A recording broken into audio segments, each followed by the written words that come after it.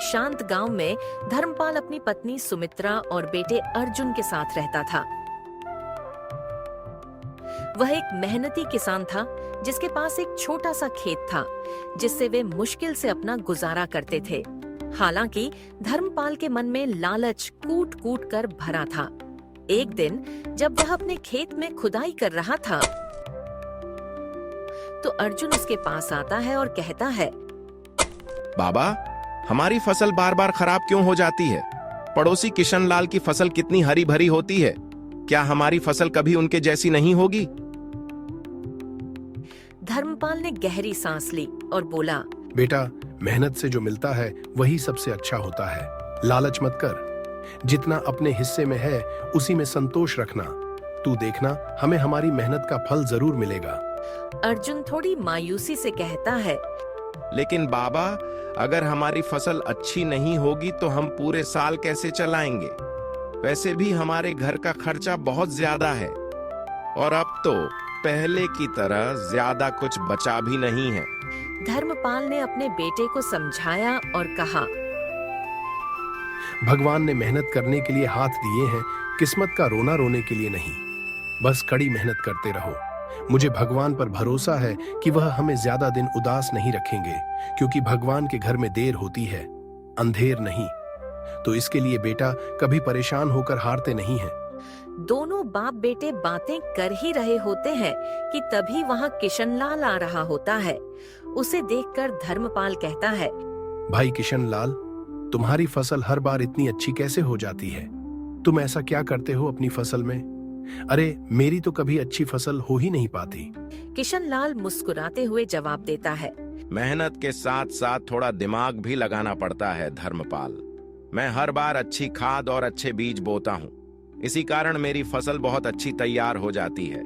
और इस बार फिर से मैं अच्छी खाद और अच्छे बीज लाऊंगा और इस बार पिछली बार से ज्यादा अच्छी फसल होगी। धर्मपाल की आंखें चमक उठती हैं। नई किस्म के बीज ये कहाँ से मिले तुम्हें? मुझे भी बताओ भाई कि आखिर तुम कहाँ से लाते हो? किशन लाल ने बताया, शहर में एक व्यापारी आया था। उसने बताया कि ये बीज आम बीजों से कई गुना ज्यादा उपज देते हैं। मैंने महंगे थे पर खरीद लिए। तुमने तो देखा था ना कि कितनी अच्छी फसल हुई थी, इसीलिए मैं वहीं से बीज ले आता हूँ। धर्मपाल के मन में लालच आ चुका था। वह सोचने लगा, अगर मैं भी ऐसे बीज ले आऊं तो मेरी फसल भी तुम्हारी तरह अच्छी तैयार होगी। क्यों भाई किशन लाल? किशन लाल ने सहमति में सिर हिलाया। हाँ भाई, तुम्हारी फसल भी बहुत अच्छी तैयार होगी। धर्मपाल के चेहरे पर एक लालची मुस्कान फैल गई। इसका मतलब मैं कुछ ही दिनों में अच्छी फसल करके अच्छा मुनाफा कमाऊंगा और जल्द ही अमीर बन जाऊंगा। धर्मपाल घर आने लगता है और घर पहुंचकर अपनी पत्नी सुमित्रा के पास उदास होकर बैठ जाता है। सुमित्रा खाना बना रही थी। धर्मपाल को उदास बैठा देखकर वह पूछती है, क्या हुआ जी? इतने चिंतित क्यों दिख रहे हो? अरे, पहले कभी मैंने आपको इतना ज्यादा चिंतित नहीं देखा। आखिर बात क्या हुई है? धर्मपाल ने बताया, किशन लाल के खेत की फसल हर बार अच्छी होती है और कितनी हरी भरी होती थी। उसने नए बीज लिए थे और उसकी फसल दोगुनी हो गई। यह बात उसने आज मुझे बताई है। सुमित्रा चिंता में पड़ जाती है। पर वो बीज महंगे थे ना? हमारे पास इतना पैसा कहाँ है जो हम लोग वह बीज खरीद सकें? अरे, उन बीजों को खरीदने के लिए अत्यधिक पैसों की जरूरत होगी। धर्मपाल के मन में एक विचार आया। अगर हम कुछ पैसे उधार ले लें तो शायद वह बीज खरीद पाए जी, और अपनी अच्छी फसल उगा पाएंगे। और अगर हमारी फसल अच्छी हुई तो अच्छा मुनाफा भी होगा। सुमित्रा ने तुरंत मना किया। कर्ज लेकर खेती करना ठीक नहीं धर्मपाल। पहले ही हमारा गुजारा मुश्किल से चलता है और अगर समय पर कर्ज नहीं चुका पाए तो शायद हमारा खेत और घर भी हमारे हाथ से जा सकता है।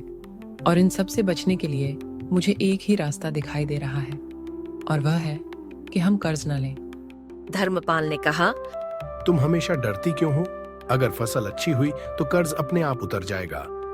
यह लालच नहीं, समझदारी है। मुझे पूरा भरोसा है कि हम जो भी कर्ज लेंगे उससे हमारा फायदा ही होगा। सुमित्रा चुप हो जाती है। वह जानती है कि धर्मपाल के दिल में लालच घर कर रहा है, लेकिन उसे समझाना आसान नहीं। धर्मपाल के मन में अत्यधिक लालच आ रहा था। उस दिन वे दोनों सो जाते हैं। अगले दिन धर्मपाल अपने गांव के साहूकार के घर के लिए जाता है। साहूकार एक अमीर आदमी था जो गांव के कई किसानों को ऊंची ब्याज दर पर कर्ज देता था। अब धर्मपाल भी उसी के पास गया था। अरे धर्मपाल भाई, आज इधर कैसे आना हुआ? कुछ काम है क्या? साहूकार ने पूछा। मुझे थोड़े पैसे चाहिए खेती के लिए, क्योंकि मुझे इस बार अच्छी फसल उगानी है और अच्छा मुनाफा कमाना है। हाँ, तुम्हें पैसे तो मिल जाएंगे, लेकिन पहले तुम बताओ कि तुम्हें कितने पैसे चाहिए। उसी हिसाब से मैं तुम पर ब्याज लूंगा। मुझे तो सिर्फ 2000 रुपये चाहिए। मैं अगली फसल के बाद लौटा दूंगा। अरे तुमने तो कह दिया कि तुम अगली फसल के बाद लौटा दोगे, लेकिन लौटाने की बात तो बाद में होगी। लेकिन ब्याज का क्या ख्याल है? मेरा नियम है, जो लेगा उसे 2 गुना लौटाना होगा। धर्मपाल ने कहा। 2 गुना तो बहुत ज्यादा है। अरे कुछ काम कर लो, पैसा ऐसे ही नहीं मिलता धर्मपाल। सोच लो, चाहो तो खेत गिरवी रख सकते हो और ब्याज में कोई कमी नहीं करूंगा। अगर तुम्हें पैसे लेने हैं तो ले लो, वरना जाओ यहाँ से। धर्मपाल उसकी बात सुनकर समझ जाता है कि अब साहूकार पैसे कम नहीं करेगा। फिर धर्मपाल साहूकार की बात मान लेता है और पैसे ले लेता है और बोलता है, ठीक है साहूकार जी, चलता हूँ। जैसे ही मेरी फसल अच्छी होती है, मैं आपके सारे पैसे ब्याज सहित दे दूंगा। धर्मपाल घर लौटता है। उसके मन में अब लालच पूरी तरह से घर कर चुका है। सुमित्रा उसे देखकर पूछती है, क्या हुआ? तुमने उधार ले लिया? मुझे तो तुम्हें देखकर ऐसा ही लग रहा है कि तुमने उधार तो ले ही लिया होगा। धर्मपाल ने खुशी खुशी बताया। हाँ, लेकिन अब हमारी फसल भी किशन लाल से अच्छी होगी। बस एक बार यह बीज बो दूं, फिर देखना हम अमीर बन जाएंगे और फिर हमें किसी चीज की कोई दिक्कत नहीं होगी। हमें जो भी जरूरत होगी वह तुरंत ले सकेंगे। सुमित्रा कुछ नहीं कहती, पर उसके चेहरे पर चिंता की लकीरें और गहरी हो जाती हैं। अगले दिन सुबह होते ही धर्मपाल बीज लेने के लिए शहर जाता है। एक बड़े गोदाम के बाहर एक व्यापारी ग्राहकों को लुभा रहा था। इस व्यापारी की आंखें कुछ ज्यादा ही चमकीली थीं और उसकी बातों में कुछ अजीब सा सम्मोहन था। वह वास्तव में साहूकार का ही एक गुप्त आदमी था, जिसे धर्मपाल को फंसाने के लिए भेजा गया था। आइए किसान जी, क्या खरीदना है? मेरे पास अच्छी उपज वाले बीज हैं। जो भी एक बार मेरे पास से ले जाता है तो उसकी फसल बहुत अच्छी तैयार हो जाती है।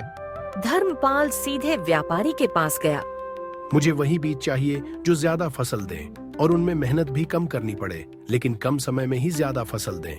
व्यापारी ने अपनी चालाक मुस्कान फैलाई। ओह, आप भी बड़े किसानों में शामिल होना चाहते हैं। यह बीज बहुत खास हैं, लेकिन महंगे भी हैं। और अगर एक बार आपने कष्ट करके वह बीज ले लिए तो आप जल्द ही बड़े किसान बन जाएंगे। अच्छा, तो एक बोरी कितने रुपए की है?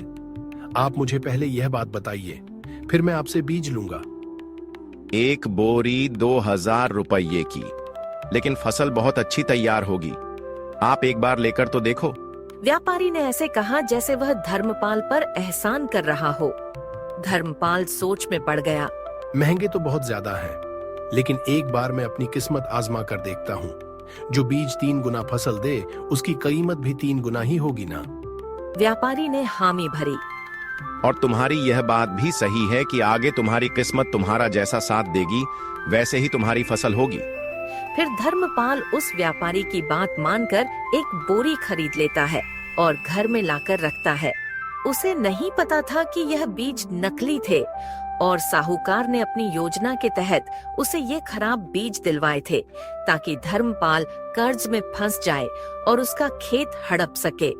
धर्मपाल अपने बेटे अर्जुन से कहता है, बेटा, ये बीज बहुत अच्छे हैं और इससे हमारी फसल बहुत अच्छी तैयार होगी। अच्छा बाबा, क्या यह बीज जादुई बीजों की तरह काम करेंगे? बेटा, ये जादू से भी बढ़कर है। कुछ ही महीनों में देखना, हमारा खेत लहलहा उठेगा और किशन लाल की फसल से भी अच्छी फसल होगी। धर्मपाल नए बीजों को पूरे खेत में फैला देता है। वह पुरानी विधियों की जगह नए बीजों और व्यापारी के बताए उर्वरकों का इस्तेमाल करता है। सुमित्रा अभी भी चिंतित थी। कहीं यह नए बीज हमारे खेत को नुकसान न पहुंचा दें। और आपने उस व्यापारी की बात पर तुरंत भरोसा भी कर लिया था। हे भगवान, पता नहीं अब क्या होगा, फसल अच्छी होगी भी या नहीं। धर्मपाल ने उसे समझाया। तुम हमेशा बुरा ही क्यों सोचती हो? किशनलाल की फसल देखी थी ना, बस कुछ ही महीनों में हमारा भी वैसा ही होगा। और व्यापारी कभी भी झूठ नहीं बोलते हैं। वह अपनी फसल तैयार करते हैं और उसके बाद जोरों से बीज बेचते हैं। सुमित्रा चुप हो जाती है, लेकिन उसका मन अब भी आशंकाओं से भरा हुआ है। फिर धीरे धीरे करके 1 सप्ताह हो जाता है, लेकिन धर्मपाल के खेत में एक भी बीज नहीं उगा था। वहीं पड़ोस में खड़ा किशनलाल उससे कहता है, अरे भाई धर्मपाल, तुमने बीज अच्छे से बो दिए थे ना, लेकिन पूरा 1 सप्ताह हो गया है बीज बोए हुए और तुम्हारे बीजों में से अभी अंकुर तक नहीं निकले हैं। आखिर क्या बात है कि तुम्हारे बीजों ने जमाव नहीं लिया है? धर्मपाल थोड़ा असहज होकर कहता है, अरे किशनलाल, नए किस्म के बीज हैं तो थोड़े समय में जमाव लेंगे, लेकिन सोना उगलेंगे। बस कुछ दिनों का और इंतजार कर रहा हूँ, उसके बाद यह जमाव जरूर लेंगे। ऐसे ही धीरे धीरे पूरा 1 महीना बीत जाता है, लेकिन धर्मपाल की फसल नहीं उगी। उसे यह पता चल गया था कि उसे खराब बीज मिले हुए थे। हे भगवान, तेरा कैसा अन्याय है। मैंने सोचा था कि यह फसल अच्छी तैयार हो जाएगी तो मैं 1 पैसे वाला आदमी बन जाऊंगा और मुझे यह गरीबी भी नहीं झेलनी पड़ेगी। लेकिन आपने मेरे साथ बहुत गलत किया है, मेरे बीजों को ही नहीं उगने दिया है। अब मैं क्या करूंगा और अपने घर में अपनी बीवी और अपने बच्चों को क्या मुंह दिखाऊंगा? और फिर मैं साहूकार का पैसा कैसे वापस कर पाऊंगा? अब मुझे तो ऐसा लग रहा है कि मेरा खेत भी मेरे से कर्ज पर छीन लिया जाएगा। अब धर्मपाल को बहुत चिंता और दुख हो रहा था कि उसने एक तो पैसे कर्ज पर लिए थे और दूसरी उसकी फसल भी नहीं उगी। धर्मपाल बड़े उदास मन से घर वापस लौटता है। जब वह घर पहुंचता है तो उदास होकर बैठ जाता है। उसे उदास बैठा देखकर सुमित्रा पूछती है, अरे जी, हमारी फसल अच्छी तैयार हुई है ना, लेकिन आप मुझे बहुत उदास दिखाई दे रहे हो। आखिर क्या बात हुई है? धर्मपाल ने हताश होकर कहा, अरे सुमित्रा, मैं तुम्हें क्या बताऊं? अरे सब कुछ बर्बाद हो गया। सुमित्रा, हमारी फसल नहीं उगी है और अब तो मुझे पूरा विश्वास हो गया है कि वह बीज ही खराब थे। लेकिन अब मुझे कुछ समझ में नहीं आ रहा है कि मैं क्या करूंगा। साहूकार के पैसे कैसे वापस करूंगा और फिर दोबारा फसल को कैसे उगा पाऊंगा? और कहीं ऐसा न हो कि साहूकार हमारा खेत हमसे कर्ज के रूप में छीन ले। सुमित्रा की आंखों में आंसू आ गए। मुझे तो पहले ही उन बीजों पर शक था, इसीलिए मैं तुम्हें मना कर रही थी, लेकिन तुमने मेरी बात नहीं मानी। और अब यह तो तय है कि हमारा खेत हमसे साहूकार छीन ही लेंगे, क्योंकि अब तुम उनके पैसे किसी भी तरह से वापस नहीं कर सकते हो। मैंने सोचा था हम अमीर बन जाएंगे, लेकिन सब कुछ चला गया। शायद तुम बिल्कुल ठीक कह रही थी। अगर मैं तुम्हारी बात मान ली होती तो शायद आज मुझे यह दिन नहीं देखना पड़ता। दोनों पति पत्नी बहुत चिंतित हो जाते हैं और अब उनके समझ में कोई रास्ता नहीं आ रहा था। शाम को गांव की चौपाल पर कई किसान एक साथ इकट्ठे बैठे और खड़े थे। तभी साहूकार का आदमी धर्मपाल से कहता है, अरे भाई धर्मपाल, मालिक ने तुम्हें याद किया है। जो तुम कर्ज पर पैसे ले आए थे, वह पैसे अब चुकाने का समय आ गया है। धर्मपाल के माथे पर पसीना छलक आता है। आसपास बैठे किसान उसकी ओर देखने लगते हैं। एक किसान ने कहा, धर्मपाल भाई, तुमने बिना सोचे समझे बहुत बड़ा कदम उठा लिया था। अब तुम्हारे साथ कुछ न कुछ बड़ी अनहोनी होने वाली है, क्योंकि साहूकार जिसे भी अपने पास बुलाते हैं, या तो उससे अपना कर्ज वसूल लेते हैं या उसका खेत उससे छीन लेते हैं। धर्मपाल ने बेबसी से कहा, भाई, मेरे पास कोई दूसरा रास्ता नहीं था। जो बीज आपने बताए थे उन्हीं को लेने के लिए मैंने साहूकार जी से कर्ज पर पैसे लिए थे, लेकिन उन बीजों ने भी अंकुर नहीं दिए। अब मैं क्या कर सकता हूँ? अब धर्मपाल के चेहरे पर लाचारी और बेबसी साफ झलक रही थी। उसे कुछ समझ में नहीं आ रहा था कि आखिर साहूकार उससे क्या छीन सकते हैं। धर्मपाल साहूकार के पास पहुंचता है तो साहूकार उससे कहता है, और भाई धर्मपाल, तुम्हारी फसल कैसी हुई है? अच्छी हुई है ना? साहूकार जी, सब बर्बाद हो गया, कुछ नहीं रह गया मेरे पास। मैंने जिन बीजों को अपने खेत में बोया था वह बीज खराब निकल गए और उनमें अंकुर ही नहीं आए। ओह, बर्बाद हो गया, तो क्या मैं भी अपना कर्ज भूल जाऊं? शायद तुम यही बात कहना चाहते हो ना धर्मपाल? नहीं साहूकार जी, मैं आपसे यह नहीं कह रहा हूं कि आप अपना पैसा भूल जाइए। मैं तो बस आपसे यह कहना चाहता हूं कि आप मुझे बस थोड़ा और समय दे दीजिए, मैं मेहनत करके चुका दूंगा। नहीं, मैंने तुम्हें 2000 रुपये उधार दिए थे और मेरा नियम है 2 गुना लौटाना होगा। मुझे 4000 रुपये चाहिए। 4000 रुपये? साहूकार जी, इतनी जल्दी मैं कहां से लाऊंगा? मेरे पास तो इस समय फूटी कौड़ी तक नहीं है, तो मैं अभी आपको 4000 रुपये कैसे दे पाऊंगा? अगर पैसे नहीं हैं तो खेत दे दो, बस मेरा कर्ज माफ हो जाएगा और तुम्हें मेहनत भी नहीं करनी पड़ेगी। नहीं साहूकार जी, मैं आपसे यह विनती करता हूं कि आप मेरा खेत मुझे मत लीजिए, क्योंकि वही मेरी कमाई का जरिया है और उसी से मेरी रोजी रोटी चलती है। बस मैं आपसे यही कहना चाहूंगा कि आप मुझे बस कुछ दिन का समय दे दो, फिर मैं आपके पैसे लौटा दूंगा। साहूकार ने कुछ देर सोचा। उसके मन में यह चाल थी कि अगर इस बार भी फसल खराब हुई तो खेत तो उसी का होगा, और अगर अच्छी हुई तो उसे कर्ज तो मिल ही जाएगा। देख धर्मपाल, मैंने आज तक किसी पर भी रहम नहीं किया है और न ही उसे थोड़ा भी समय ज्यादा दिया है, लेकिन मैं तुझ पर रहम करता हूँ और तुझे कुछ दिनों का समय दे रहा हूँ। अगर तूने अपने खेत में किसी भी फसल के बीज बो दिए तो मैं तुझे कुछ दिन का समय और ताकि तेरी फसल भी अच्छी तैयार हो जाए, फिर तू मेरे पैसे मुझे दे देना। साहूकार की बात सुनकर धर्मपाल की आंखें चमक उठती हैं, क्योंकि उसके पास एक आखिरी मौका था जो उसका खेत उसके पास से नहीं जाएगा। अगर वह मेहनत करेगा तो फिर धर्मपाल साहूकार से कहता है, साहूकार जी, आपका बहुत बहुत धन्यवाद जो आपने मुझे कुछ दिन का समय और दिया। साहूकार जी, अब मैं खूब मेहनत करूंगा और अच्छा पैसा भी कमाऊंगा, लेकिन लालच नहीं करूंगा। धर्मपाल खुशी खुशी घर वापस लौटता है। सुमित्रा उसे देखकर पूछती है, अरे जी, साहूकार जी ने क्या कहा है? क्या उन्होंने तुम्हें कुछ दिन की मोहलत दी है या नहीं? अरे सुमित्रा, साहूकार जी ने मुझे कई दिनों की मोहलत दी है और उन्होंने कहा है कि मैं अपने खेत में किसी भी फसल के बीज बो दूं तो वह मुझे और ज्यादा दिनों की मोहलत दे देंगे। अच्छा, तब तो बहुत अच्छी बात है, लेकिन अब तुम कड़ी मेहनत से काम करना और लालच बिल्कुल भी मत करना, तभी यह काम हो पाना संभव है। फिर धर्मपाल अपने खेत में बहुत मेहनत करके खुदाई करता है और इस बार वह किशन लाल से सलाह लेकर और बाजार से सामान्य पर भरोसेमंद बीज खरीदता है। कुछ महीनों के बाद उसकी फसल बहुत अच्छी तैयार हो जाती है। हे भगवान, तेरा लाख लाख शुक्रिया जो तूने इस बार मेरी फसल बहुत अच्छी कर दी है। अब मैं साहूकार जी के पास जाता हूँ और उनसे इस फसल के बारे में बात करके आता हूँ। धर्मपाल साहूकार के पास जाता है। साहूकार जी, मेरी फसल बहुत अच्छी तैयार हुई है, तो आप उस फसल को खरीद लो जिससे मुझ पर आपका कर्ज भी नहीं रहेगा।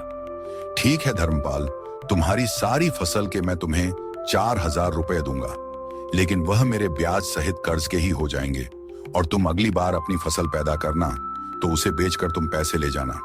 साहूकार थोड़ा निराश था क्योंकि उसकी चाल नाकाम हो गई थी।